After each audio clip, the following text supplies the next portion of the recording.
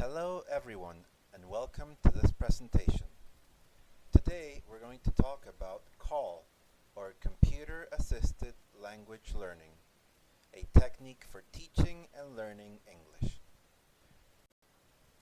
In this presentation we will be going through a very quick definition of what CALL entails, as well as revise one of the chapters written by Joy Eckberg as well as Elizabeth Hanson Smith in their book Introduction to Foundations for Teaching and Learning, where they describe specifically the environments through which you can do research in CALL.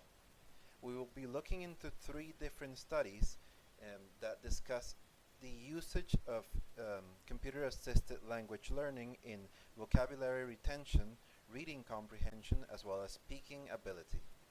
We will contrast and compare these studies, as well as offer some final considerations at the end, not to mention the resources where all of the information was gathered. Computer-assisted language learning can be defined, according to Michael Levi, as the search for and study of applications of the computer in language learning and teaching.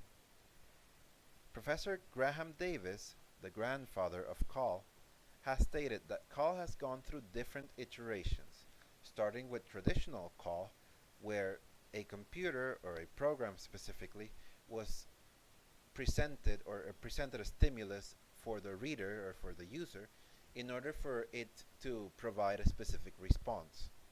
We have to recall that back in these days, computers could only present text. This, however, implied that the user would actually present a response that could be correct or incorrect. The computer's job was to define, based upon an error analysis, if the answer was adequate or not, and if it was not, it would present feedback, mostly as indications in different colors of where the mistake could be, and then presented the same stimulus or a different one depending on the programming of the computer. Explorative CALL, on the other hand, suggested using concordance programs, which were only available at the time for very specific language researchers. The advancements in computer technology allowed these databases to be able to be presented for common users. This allowed the user to be able to explore the different versions or the different ways in which a word could be used in different types of sentences. With the spread of the microprocessor, computers became more efficient, allowing not only for the presentation of text in different colors, but also to be able to show recordings of the human voice, as well as images. This allowed for the multimedia CALL to begin, where different programs were available so that people could interact in different ways with the computer. Web-based CALL appeared as well as with the surgence of the World Wide Web. This allowed people to have a bigger database or a bigger access to different programs, audio files, video files, and even images that could help them or aid them in the learning of CALL.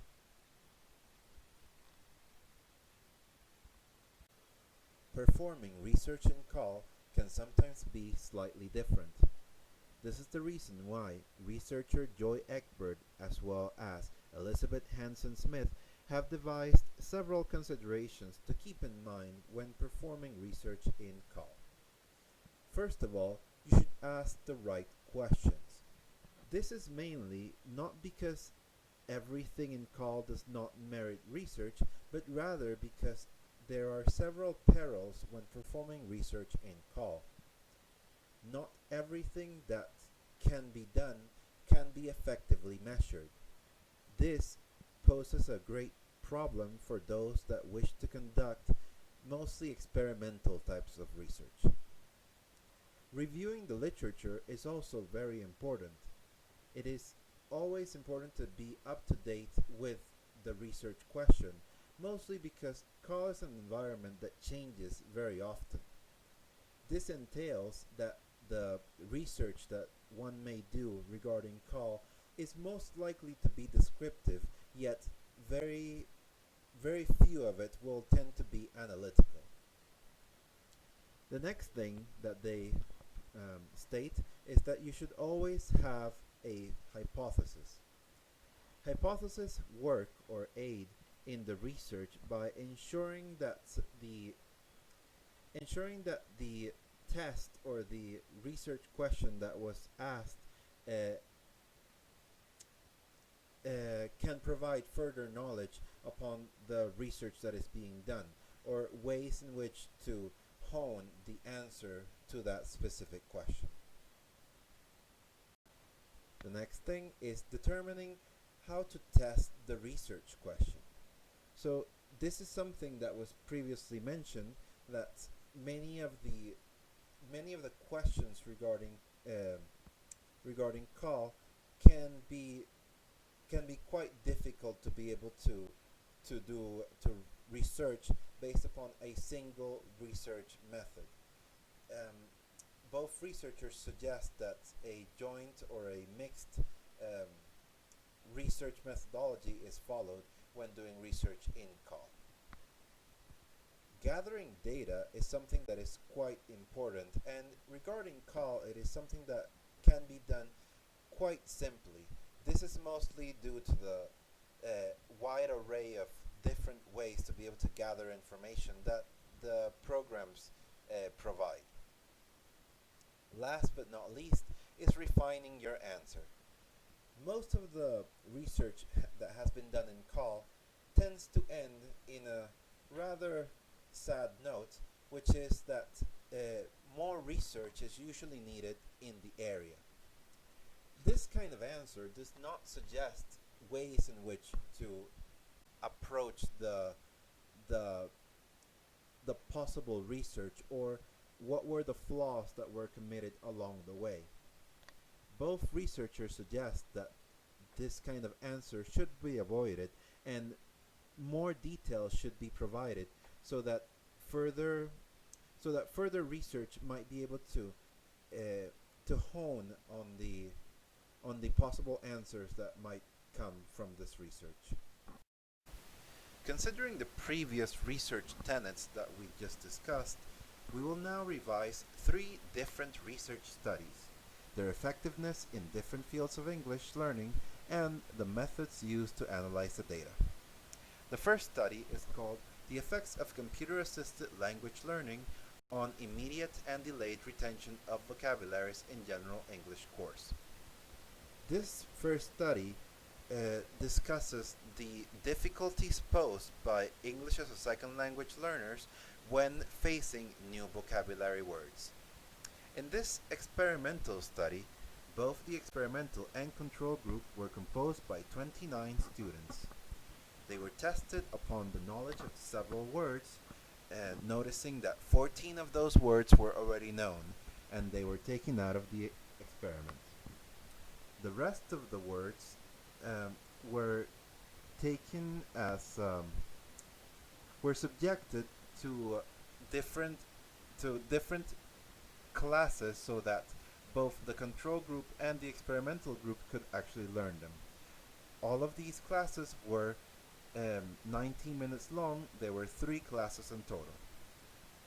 These classes, in terms of the call group, were done using a computer-assisted program, which was based upon the same book that the control group was seeing. At the end, it can be shown that call played a very important role in the acquisition of vocabulary, and both the first and the second research question were answered with promising results, showing how the call group managed to retain for longer periods of time the vocabulary that was learned during this process.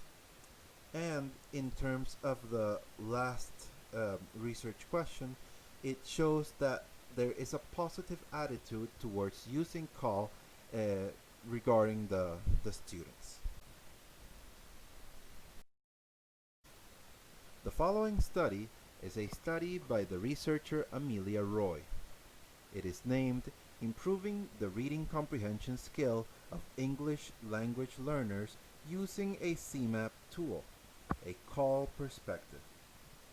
So a Cmap tool, or in other words, a concept map tool, is a tool used to be able to remember different concepts in different fields of learning. This particular study focuses not only in language learning, but also in students from different fields, such as biology, engineering, etc. It was performed with only women students of a specific university.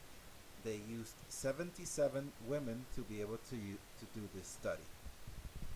When performing the study, the researcher decided to divide two groups, an experimental and a control group, in from different classrooms, and they were taught how to use how to do a Cmap in the control group, a paperback Cmap, and using a Cmap software where they taught the learners how to use the software as well as how to perform effective Cmaps.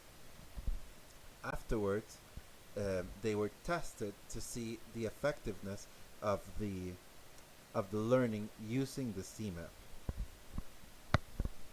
As a result, the learners that used the Cmap tool or the Cmap software outperformed those that were using conventional paper and pencil methods.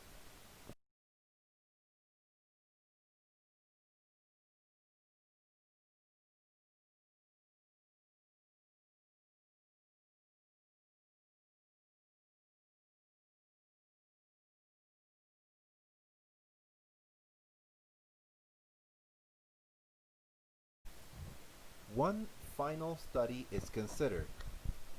This study is named The Impacts of Chatting as One of the Call-Based Activities on Adults' Speaking Ability. In this study, the author hypothesis is that the learning process in terms of the speaker's ability to speak is done by students through the use of chat tools. Specifically, they used Telegram. And as they chatted, their ability to be able to speak English increased. This was done through an experimental type of research, where they asserted that such a claim is true by submitting a pretest from the beginning of the study and working with the experimental group as well as with the control group during 3 months, and finally conducting a post-test that was analyzed using SPSS, showing significant differences between the two groups. One thing to consider regarding this last study is that this is also a replicate study from a previous study done in 2009. The results in both of the studies indicated that online chatting, both using voice or using text, will provide significant differences in the fluency that the EFL students will have. This is mostly attributed to the fact that the students tend to express themselves freely when they are chatting, and this ensures that they can that their level of anxiety and fear involving making mistakes is diminished, and this sense of security motivates them into performing better. In terms of comparing the research, we can tell that all three of them managed to use experimental type research. This happens to be an experimental type of research, which can be quite surprising considering what Professor Egbert as well as Hanson Smith were mentioning at the very beginning of this video. However, All three researchers managed to narrow down their variables up to the point that they could control them, and hence ensured that they could get positive outcomes out of the research. A second comparison suggests that call is used and enhances the learning of all of the different ways of teaching English in all three studies. This, other than praising call, suggests that the focus of call is in the learner's needs. And considering that they have a teacher that will never get tired of giving feedback to them, which is the computer or the program, the software, the learners can assess their own needs and learn at their own pace. In terms of contrasting all three research, we can tell that one of the things that Professor Egbert and Hansen Smith were saying is that when doing research in call, new skill sets have to be learned. This generates or can generate at times different difficulties if the learner does not have a very steep learning curve in terms of the new skill that they have to develop. This perhaps didn't affect our studies. However, we did notice that the second study actually needed to train the individuals to be able to use this new software tool for concept mapping. On the other hand, the last contrast that we can tell is the Hawthorne effect. This effect suggests that when an innovation to the classroom is presented, the overall effectiveness of the method can sometimes not be taken into account, but rather the novelty is what will be considered. We could not find the Hawthorne effect present in any of the studies, or at least based upon what the researchers commented. However, we can tell that both the second and the first study could have been affected by such a bias. As final thought, we have been looking at these three studies, and we can conclude that CALL is an ever-growing teaching and learning strategy with a vast and constantly increasing basis of devices, software, available for both teacher and students' disposal. CALL teaching strategies tend to give the learner more autonomy and control over their individual learning, which perhaps is one of the main aspects that not only ensure its survivabilities in the years to come, but also its widespread usage. We can conclude then that Moore's law and CALL go hand in hand. As technology improves, so can the potential for it to be used to improve the ways in which we teach with it. This slide is dedicated to references. You may pause the video and look at them thoroughly. Thank you very much. I hope that you managed to learn a little bit more about CALL. If you need me, my contact details will be provided to you in this last slide. So long.